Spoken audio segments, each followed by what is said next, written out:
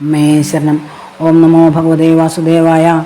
ഗുരവേ സർവലോകാനാം ഭിഷജേ ഭവരോഗിണാം നിധയേ സർവവിദ്യാനാം ദക്ഷിണാമൂർത്തയേ നമഃ. പീതാംബരം കരവിരാജിതശംഖചക്രകൗമോദഗീ സരസിജം കരുണാസമുദ്രം രാധാസഹായമതിസുന്ദരമന്ദഹാസം വാതാലയേശമനിശം ഹൃദി ഭാവയാമി. ശ്രീ ഗുരുവായൂരപ്പാ ശരണം. ശ്രീകൃഷ്ണായ നമഃ. ഓം നമോ ഭഗവതേ വാസുദേവായ. അഥ ഏകോനനവതിതമോധ്യായ. ശ്രീശിവോവാച.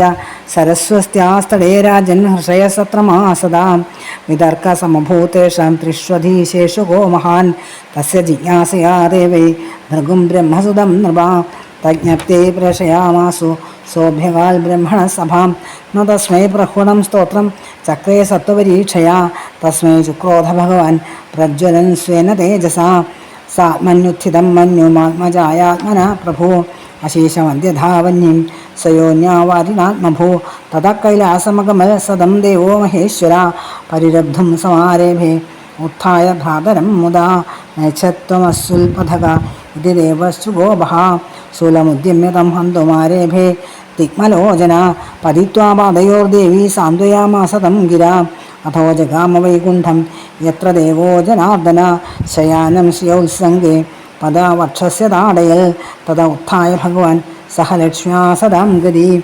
സ്വതൽപാദവരുഹ്യാഹത നനാമശിരസാ മുനിം ആഹദേ സ്വാഗതം ബ്രഹ്മൻ നിഷേധാത്രാസനേ ക്ഷണം അജാനതാമാഗതാൻ വാ ക്ഷന്തുമർഹത ന പ്രഭോ അതീവ കോമളോ ദാദ ചരണോ ദേ മഹാമുനെ ഇത്യുക്ത വിപ്രചരണോ മർദ്ദയൻ സ്വേന പാണിന പുനീഹി സഹ ലോകം മാം ലോകപാലാംശമദ്ഗതാൻ പാദോദകേന ഭവത തീർത്ഥാനാം തീർത്ഥകാരിണ അദ്യാഹം ഭഗവൻ ലക്ഷ്മ്യ ആസമേകാന്തഭാജനം വത്സത്യുരസി മേ ഭൂതിർ ഭവൽ പാദഹതാം ഹസാ. ശ്രീശിവോവാച.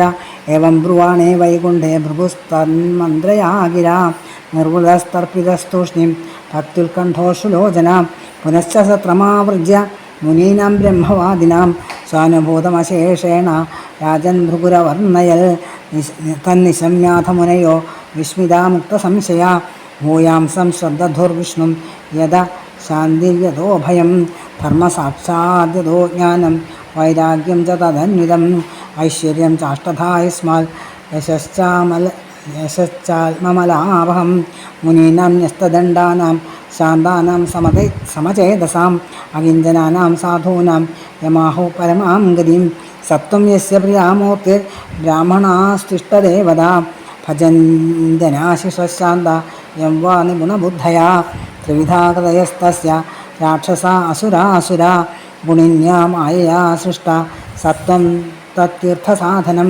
ശ്രീശിവോവാച. ഏവം സാരസ്വതാ വിപ്ര നൃണാം സംശയനുത്തയേ പുരുഷസ്യ പദാംഭോജസേവയാ തൽഗതിം ഗദാ. സൂതോവാച. ഇത്യേതന്മുനിതനയാസ്യ പത്മഗന്ധ പീയൂഷം ഭവഭയഭിൽ പരസ്യ പുംസാ സുശ്ലോകം ശ്രവണപുടേ പിബത്യഭീക്ഷ്ണം പാന്ഥോദ്ധഭ്രമണപരിശ്രമം ജഹാതി. ശ്രീശിവോവാച. ഏകദാ ദ്വാരവത്യാം ദ്വൈപ്രപജ്ഞാ കുമാരക ജാതമാത്രോ ഭുവം സ്പൃഷ്ട്വാ മമാര കില ഭാരത വിപ്രോ ഗൃഹീത്വാ അമൃതകം രാജദ്വാജുവധായസാ ഇദം പ്രവാച വിലവന്നാതുരോ ദീനമാനസ ബ്രഹ്മദ്വിഷ ശഠധിയോ ലുബ്ധസ്യ വിഷയാത്മന ക്ഷത്രബന്ധോ കർമ്മദോഷ പഞ്ചത്വം മേഘദോദ്ഭഗ ഹിംസാവിഹാരം നൃപതിം ദുശ്ശീലമജിതേന്ദ്രിയം പ്രജാ ഭജന്ത്യ സീതന്തി ദരിദ്ര നിത്യദുഃഖിതാ ഏവം ദ്വിതീയം വിപ്രശ്രീസ്തൃതീയം ത്വേവമേവ ചാം വിസൃജ്യ നൃപദ്വാരീ താം ഗാഥാം സമഗായത താമർജുന ഉപശ്രുത്യ കർഹിചിൽ കേശവാന്തികേ പാരേദേ നവമേ ബാലേ ബ്രാഹ്മണം സമഭാഷത കിംശിൽ ബ്രഹ്മം സ്ത്വന്നിവാസേ ഇഹ നാസ്തി ധനുർധരാ രാജന്യബന്ധുരേ ദേവൈ ബ്രാഹ്മണാ സത്രാസദേ ധനദാരാത്മജാ ഭൃക്താം എത്ര ശോചന്തി ബ്രാഹ്മണാ തേ വൈ രാജന്യവേഷേണ നടാ ജീവന്ത്യ സുംഭരാം അഹം പ്രജാവാം ഭഗവാൻ രക്ഷിഷ്യേ ദീനയോരിഹ അനിസ്തീർണ പ്രതിജ്ഞോഗ്നിം പ്രവേക്ഷ്യേ ഹതകൽമഷാം. ബ്രാഹ്മണോവാച. സംഘർഷണോ വാസുദേവ പ്രദ്യുമ്നോ ധന്വിനാം വര അനിരുദ്ധോ പ്രതിരഥോ ന ത്രാതും ശക്നുവന്തി യൽ തൽക്കഥം नु ഭവാൻ കർമ്മ ദുഷ്കരം ജഗദീശ്വരേ ചികീർഷസി ത്വം ബാലിശ്യാൽ തന്ന ശ്രദ്ധാത്മഹേ വയം. മേ ശരണം.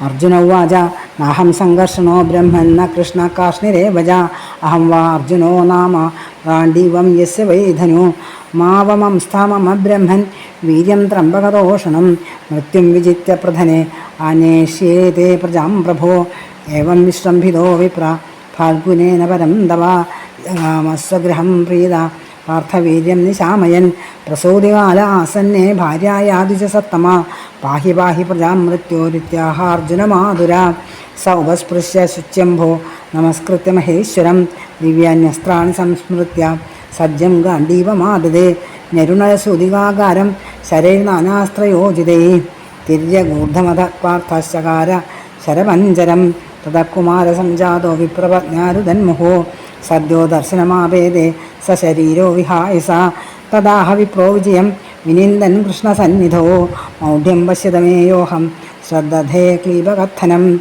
ന പ്രദ്യുമ്നോ നാനിരുദ്ധോ ന രാമോ ന ച കേശവ യസ്യ ശേഖോ പരിത്രാതം കോന്യസ്തദവിദേശ്വരാം ധികർജുനം മൃഷാവാദം ധികാത്മശ്ലാഘിനോധനോ ദൈവോപസൃഷ്ടം യോ മൗഢ്യ ദാനിനീഷതി ദുർമതീം ഏവം ശബരി വിപ്രശോ വിദ്യാമാസ്ഥായ ഫാൽഗുന യയോ സംയമനീമാശു യത്രാസ്തേ ഭഗവാൻ യമാ വിപ്രാപത്യമജക്ഷാണസ്തത ഐന്ദീമകാൽപുരീം ആഗ്നേയീം നൈരുതിം സൗമ്യം വായവ്യാം വാരുണീമഥ രസാതലം നാഗപൃഷ്ടം വിഷണ്യാന്യാന്യുധായുധാം തതോ അലബ്ധദ്വിജസുതോ ഹനിസ്തീർണ പ്രതിശ്രുതാം അഗ്നിം വിവിക്ഷു കൃഷ്ണേന പ്രത്യുക്ത പ്രതിഷേധതാം ദർശയേദ്വിജസൂനും സ്തേ മാവജ്ഞാത്മാനമാത്മന ഏതേന കീർത്തിം വിമലാം മനുഷ്യാസ്ഥാപയിഷ്യതി ഇതി സംഭാഷ്യ ഭഗവാൻ അർജുനേന സഹേശ്വര ദിവ്യം രത്സ്വരസമാസ്ഥായ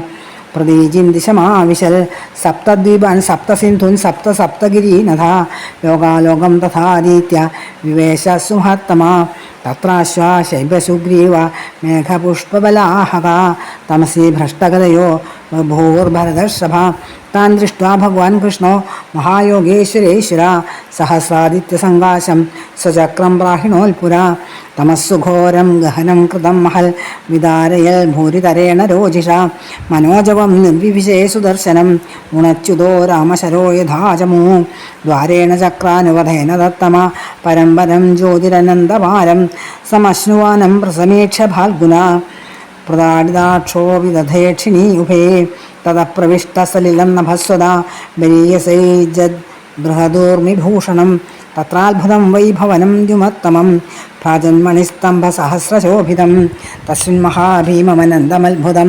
സഹസ്രമൂർധന്യഫണാമണിദ്യുതി വിഭ്രാജമാനം ദ്വിഗുണോൽബണേക്ഷണം സിതാജലാഭം ശിതികണ്ഠജിഹ്വം ദദർശ തൽഭോഗസുഹാസനം വിഭും മഹാനുഭാവം പുരുഷോത്തമോത്തമം സാന്ദ്രാംബുദാഭം സുവിശങ്കവാസസം പ്രസന്നവക്ത്രം രുചിരായദേക്ഷണം മഹാമണിവ്രാതകിരീടകുണ്ടല പ്രഭാപരിക്ഷിപ്തസഹസ്രകുന്തളം പ്രലംബചാർവഷ്ടഭുജം സകൗസ്തുഭം ശ്രീവത്സലക്ഷ്മം വനമാലയാവൃതം സുനന്ദനന്ദപ്രമുഖേ സ്വപാർഷദൈർ ചക്രാദിഭിർമൂർത്തിധരേർനിജായുധൈ പുഷ്ട്യാശ്രിയാ കീർത്യജയാഖിലാധിഭിർ നിഷേവ്യമാണം പരിമേഷ്ടിനാം പതിം പവന്താത്മാനമനന്തമച്യുതോ ജിഷ്ണുശ്ച തദ്ദർശനജാതസാധ്വസാ താവാഹ ഭൂമാപരിമേഷ്ടിനാം പ്രഭുർ ബദ്ധാഞ്ജലിः സസ്മിതമൂർജയാ ഗിരാം ദ്വിജാത്മജാമേ യുവയോ ദിദൃക്ഷുണ മയോപനീതാ ഭുവി ധർമ്മഗുപ്തയേ കലാവതീർണാവവയനേർഭരാസുരാൻ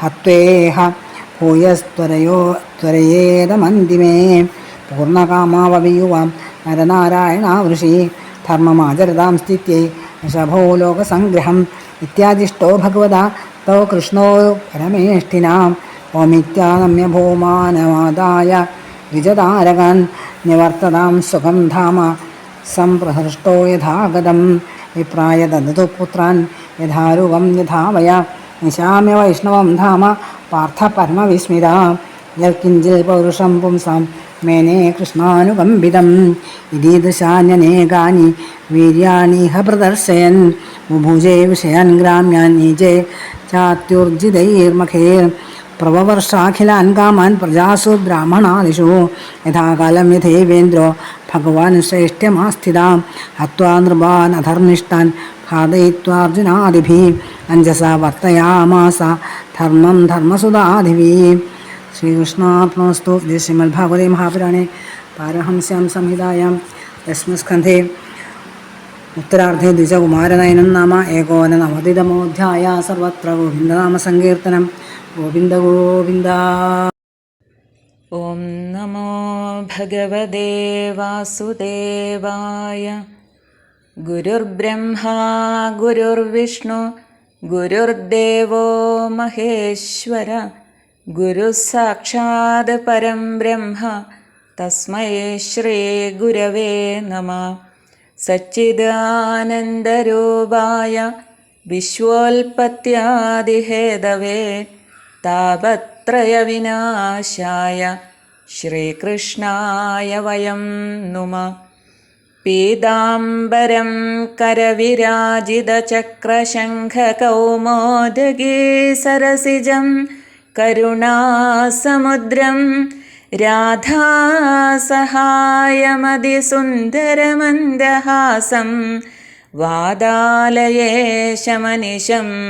ഹൃദി ഭാവയാമി.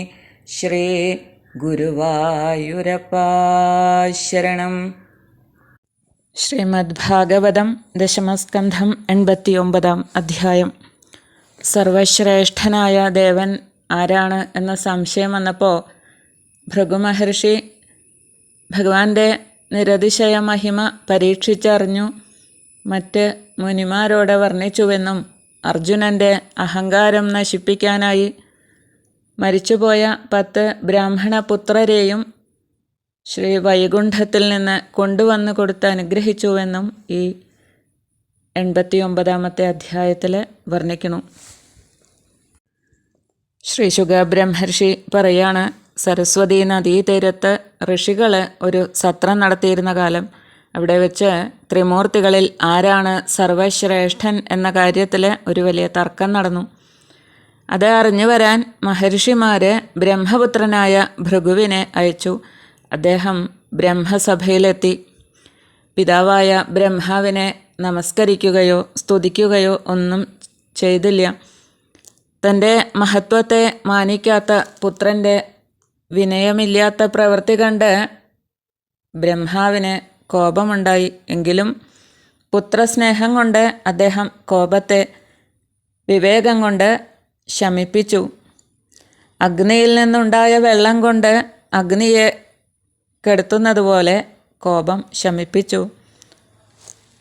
ഭൃഗുമഹർഷി ഒന്നും പറയാതെ അവിടെ നിന്നും കൈലാസത്തിലേക്ക് പോയി. കൈലാസനാഥൻ ബ്രഹ്മപുത്രനെ കണ്ട് വേഗം എഴുന്നേറ്റ് സ്നേഹത്തോടെ ആലിംഗനം ചെയ്യാൻ ഭാവിച്ചപ്പോൾ ഭൃഗുമഹർഷി നൈച്ഛത്വമസ്യുൽപഥഗ ഇതി ദേവശ്ചുഗോപഃ ശൂലമുദ്യമ്യതം ഹന്തുമാരേഭേ തിക്മലോചന. അങ്ങ് കൈലാസനാഥനാണെങ്കിലും അങ്ങയുടെ ആലിംഗനം എനിക്ക് വേണ്ട. കാരണം അങ്ങ് ധർമ്മമര്യാദകൾ ലംഘിക്കുന്നവനാണ്. ഇത് കേട്ടപ്പോൾ പരമശിവൻ കോപിച്ചു.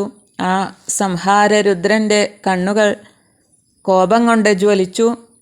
ശൂലമെടുത്ത് ഭൃഗുവിനെ കൊല്ലാൻ ശ്രമിച്ചു.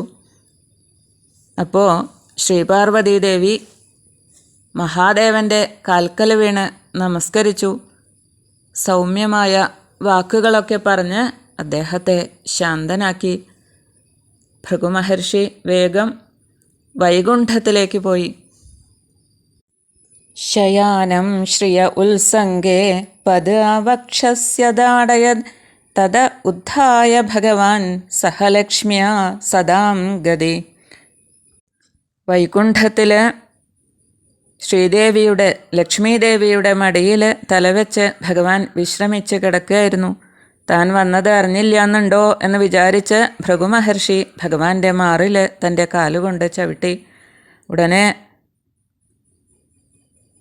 സജ്ജന രക്ഷകനായ ഭഗവാനും ലക്ഷ്മീദേവിയും ഞെട്ടി എഴുന്നേറ്റു. ആ മഹർഷിയെ നമസ്കരിച്ചു, സ്വാഗതം പറഞ്ഞു. യഥാവിധി ആസനം നൽകി അല്പനേരം വിശ്രമിക്കാൻ അപേക്ഷിച്ചു. അങ്ങയുടെ വരവിനെ അറിയാതിരുന്ന ഞങ്ങളുടെ അപരാധം ക്ഷമിക്കണേ എന്ന് പറഞ്ഞുകൊണ്ട് ഭഗവാൻ ആ മഹർഷിയുടെ പാദങ്ങൾ തലോടിക്കൊണ്ട് പറയാണ്: അതീവ കോമളൗ താത ചരണൗ തേ മഹാമുനെ ഇത്യുക്ത്വാ വിപ്രചരണൗ മർദ്ദയൻ സ്വേന പാണിന. മഹാമുനെ, അങ്ങയുടെ മൃദുവായ പാദങ്ങൾ എൻ്റെ പരുപരുത്ത മാറിൽ സ്പർശിച്ചപ്പോൾ വേദനിച്ചു. ക്ഷമിക്കണേ. തീർത്ഥങ്ങളെ പവിത്രീകരിക്കുന്ന അങ്ങയുടെ പാദതീർത്ഥം കൊണ്ട് എന്നെയും ലോകങ്ങളെയും ലോകപാലന്മാരെയും ശുദ്ധീകരിക്കണേ. അദ്യാഹം ഭഗവൻ ലക്ഷ്മ്യാ ആസമേകാന്തഭാജനം വത്സ്യത്യുരസി മേ ഭോതിർഭവൽ പാദഹദാം ഹസ. അങ്ങയുടെ പാദസ്പർശത്താൽ പാപമെല്ലാം നശിച്ച എൻ്റെ മാറിൽ സദാ ലക്ഷ്മീദേവി വസിക്കും. ശ്രീ ശുകബ്രഹ്മർഷി പറയാണ്: വിഷ്ണു ഭഗവാന്റെ ഈ വാക്കുകളൊക്കെ കേട്ടപ്പോൾ ഭൃഗുമഹർഷി ഭക്തി വിവശനായി ആനന്ദാശ്രു പൊഴിച്ചുകൊണ്ട് നിശബ്ദനായി നിന്നു. പിന്നീട് ഭൃഗുമഹർഷി അവിടെ നിന്നും മടങ്ങി ബ്രഹ്മജ്ഞരായ മഹർഷിമാരുടെ സത്രത്തിൽ പങ്കെടുത്ത് തൻ്റെ അനുഭവങ്ങളെല്ലാം അവരോട് വിസ്തരിച്ചു പറഞ്ഞു. എല്ലാം വിസ്തരിച്ച് കേട്ടുകഴിഞ്ഞപ്പോൾ മുനിമാരുടെ സംശയം തീർന്നു. മഹാവിഷ്ണു തന്നെയാണ് ത്രിമൂർത്തികളിൽ സർവശ്രേഷ്ഠനെന്ന് അവർ തീരുമാനിച്ചു. വിഷ്ണുവിൽ നിന്ന് തന്നെയാണ് ധർമ്മവും ജ്ഞാനവും വൈരാഗ്യവും ഐശ്വര്യങ്ങളും യശസ്സും ഉണ്ടാവണത്. ആരെയും ദ്രോഹിക്കാത്തവരും ശാന്തരും സമദർശികളുമായ മുനിമാർക്ക് പ്രാപ്യസ്ഥാനം ഭഗവാൻ മഹാവിഷ്ണു തന്നെയാണെന്ന് മഹാത്മാക്കൾ പറയുന്നു. ഭഗവാന്റെ ഇഷ്ടമൂർത്തികൾ ബ്രാഹ്മണരാണ്. നിഷ്കാമന്മാരായ വിവേകികൾ അദ്ദേഹത്തെ ആരാധിക്കുന്നു. ത്രിഗുണാത്മികയായ മായയാൽ തമോ ഗുണപ്രധാനികളായ രാക്ഷസന്മാരും രജോ ഗുണപ്രധാനികളായ അസുരന്മാരും സത്വഗുണപ്രധാനികളായ ദേവന്മാരും സൃഷ്ടിക്കപ്പെടുന്നു.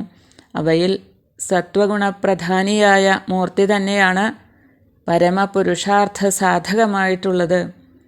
ഇങ്ങനെ സംശയനിവൃത്തി വരുത്തി മുനിമാര് ത്രിമൂർത്തികളിൽ ശ്രേഷ്ഠൻ വിഷ്ണു തന്നെയെന്ന് തീർച്ചയാക്കി അദ്ദേഹത്തെ തന്നെ സേവിച്ച് പരമപദം പ്രാപിച്ചു. സൂതൻ പറയാണ്: ഭഗവാന്റെ സംസാര ഭയമില്ലാതാക്കുന്നതായ പുണ്യകഥകൾ ശ്രീ ശുകബ്രഹ്മർഷി പറയുന്നതായ കഥകൾ കേൾക്കുന്നവൻ്റെ ജീവൻ സർവക്ലേശങ്ങളെയും വിട്ട് മുക്തനായിത്തീരും. ശ്രീകൃഷ്ണ ഭഗവാൻ സർവേശ്വരൻ തന്നെയാണ് എന്ന് കാണിക്കാനായിട്ട് ഒരു കഥ കൂടി പറയുന്നു. ഒരിക്കലൊരു ദിവസം ദ്വാരകയിൽ ഒരു ബ്രാഹ്മണ പത്നിയുടെ കുഞ്ഞ് ജനിച്ചു വീണ ഉടനെ തന്നെ മരിച്ചുപോയി. ദുഃഖിതനായ ബ്രാഹ്മണൻ ആ കുട്ടിയുടെ മൃതദേഹവും എടുത്ത് കൊട്ടാരത്തിൻ്റെ പടിവാതിൽക്കൽ കൊണ്ടുവന്ന് കിടത്തി ഉറക്കെ നിലവിളിച്ചുകൊണ്ട് പറയാണ്: ബ്രാഹ്മണ വിരോധിയും വിഷയാസക്തനുമായ ക്ഷത്രിയൻ്റെ കർമ്മദോഷം കൊണ്ട് എൻ്റെ കുഞ്ഞ് മരിച്ചുപോയി. ഹിംസാതൽപരനും ദുഷ്ടശീലനും ഇന്ദ്രിയങ്ങൾക്ക് അടിമപ്പെട്ടവനുമായ രാജാവിനെ സേവിക്കുന്ന പ്രജകൾ നിത്യദുഃഖിതരായി വലയണു. ഇങ്ങനെ ബ്രാഹ്മണൻ രണ്ടാമതും മൂന്നാമതും മരിച്ച കുട്ടിയുടെ മൃതദേഹം കൊണ്ടുവന്ന് കൊട്ടാരവാതിൽക്കൽ കിടത്തി വീണ്ടും വീണ്ടും വിലപിച്ചു. ഇങ്ങനെ 9ാമത്തെ കുട്ടിയും മരിച്ചു കഴിഞ്ഞപ്പോൾ ബ്രാഹ്മണൻ ആ മൃതശരീരവും കൊണ്ടുവന്ന് കിടത്തി കരഞ്ഞു. മുമ്പത്തെ പോലെയൊക്കെ വിളിച്ചു പറഞ്ഞു നിലവിളിച്ചു. ആ സമയത്ത് ദ്വാരകയിൽ ഭഗവാന്റെ അടുത്ത് അർജുനനും ഉണ്ടായിരുന്നു. ബ്രാഹ്മണൻ്റെ കുറ്റാരോപണങ്ങളൊക്കെ കേട്ട് അർജുനന് സഹികെട്ടു. അദ്ദേഹം ബ്രാഹ്മണനോട് പറയാണ്, ഹേ ബ്രാഹ്മണ, നിങ്ങൾ എന്തിനാ ഇങ്ങനെ കരയണത്? ഈ നാട്ടിൽ വില്ലാളിയായ ഒരു ക്ഷത്രിയൻ പോലും ഇല്ലയെന്ന് തോന്നുന്നു.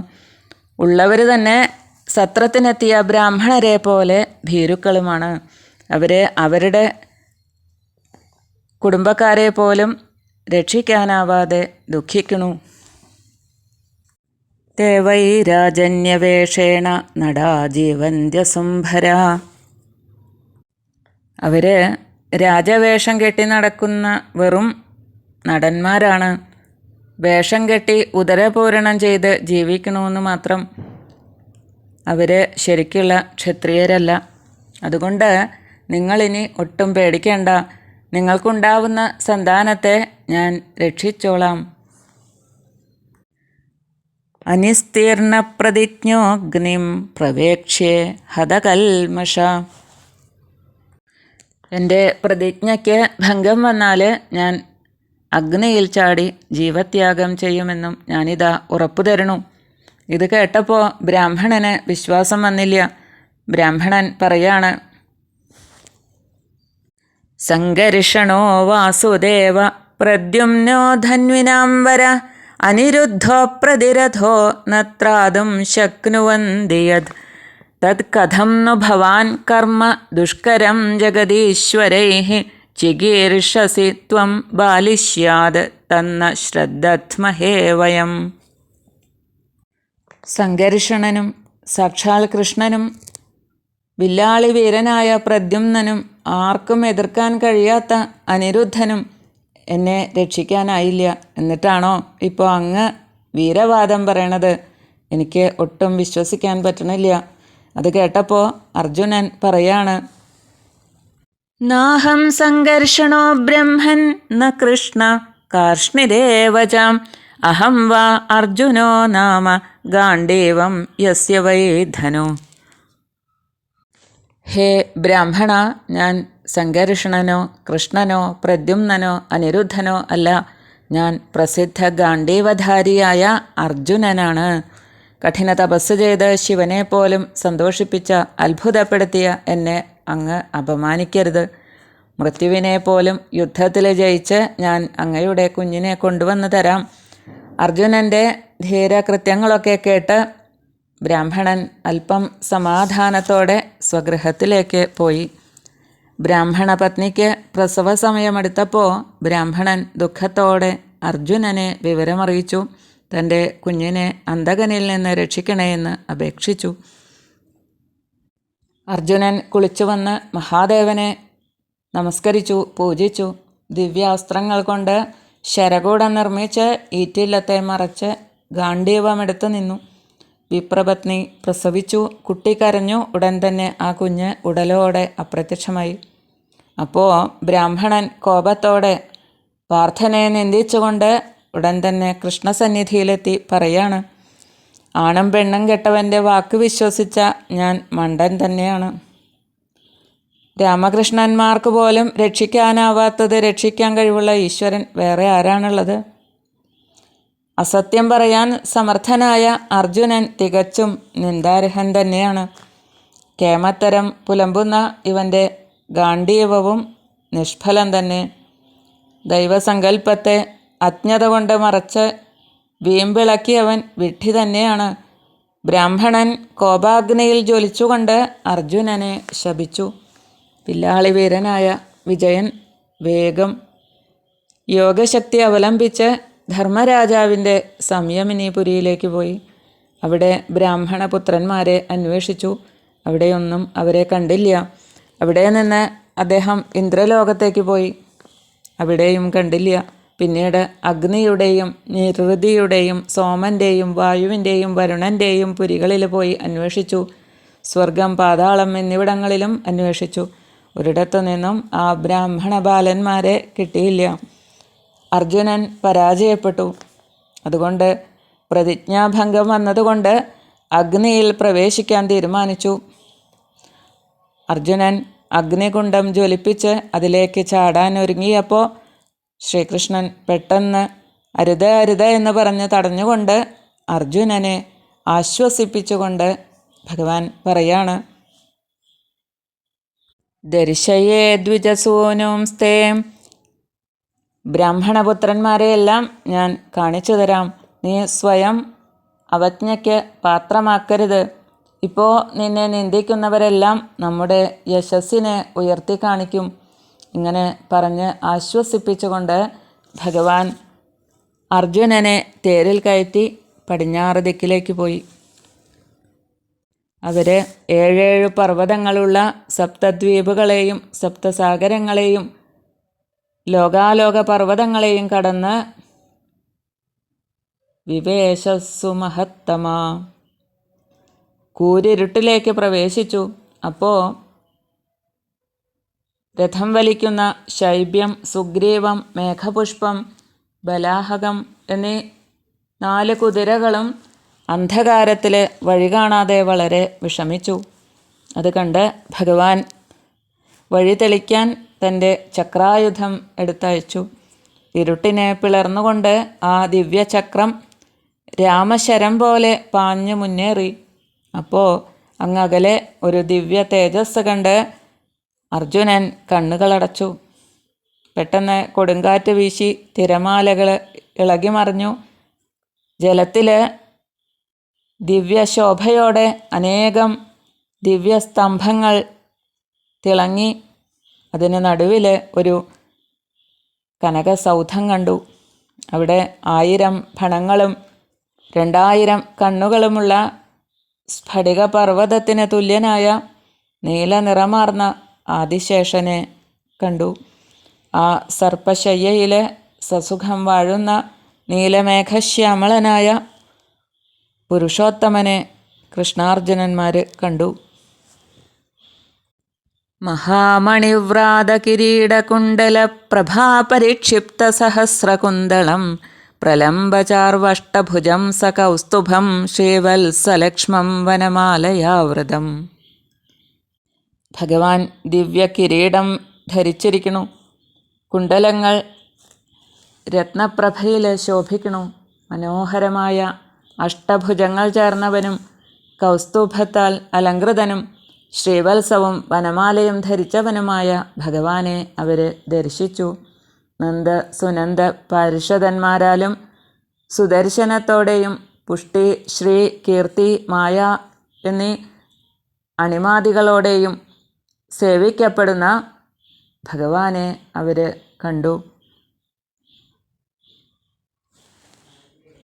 വവന്ത ആത്മാനമനന്തമച്യുതോ ജിഷ്ണുശ്ച തദ്ദർശനജാതസാധ്വസ താവാഹ ഭൂമാ പരിമേഷ്ഠിനാം പ്രഭുർബദ്ധാഞ്ജലി സസ്മിതമൂർജയാ ഗിര.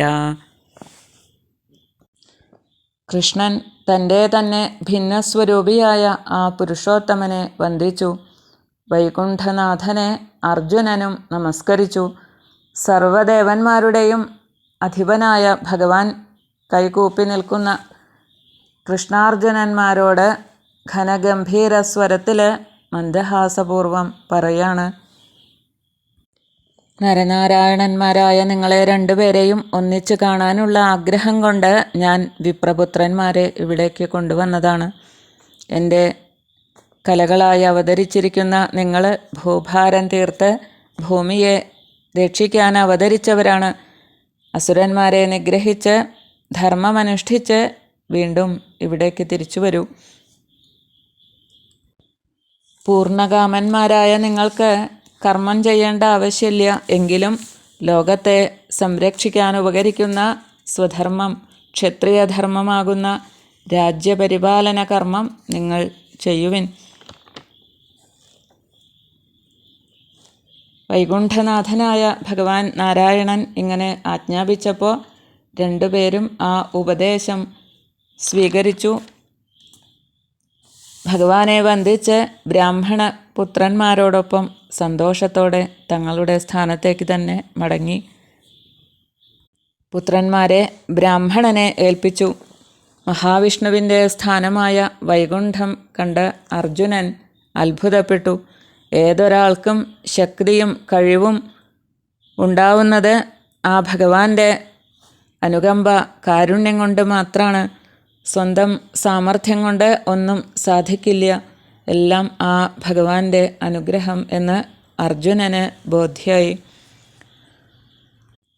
ശ്രീകൃഷ്ണ ഭഗവാൻ ഇങ്ങനെയുള്ള അനേകം പരാക്രമങ്ങൾ ഈ ലോകത്തിലുള്ളവർക്ക് കാണിച്ചു കൊടുത്തു. സാധാരണക്കാരനെ പോലെ വിഷയസുഖങ്ങൾ അനുഭവിച്ചു. ഉത്കൃഷ്ടങ്ങളായ യാഗങ്ങൾ കൊണ്ട് ദേവന്മാരെ യജിച്ചു. ഭഗവാൻ ഉത്കൃഷ്ടാവസ്ഥയിലിരുന്നു കൊണ്ട് യഥാകാലം ഇന്ദ്രൻ എന്ന പോലെ ബ്രാഹ്മണാദി പ്രജകളിൽ സർവാഭീഷ്ടങ്ങളും വർഷിച്ചു. ഹത്വാ നൃപാനധർമ്മിഷ്ഠാൻ ഘാതയിത്വാ അർജുനാദിഭിः അഞ്ജസാ വർത്തയാമാസ ധർമ്മം ധർമ്മസുതാദിഭിः.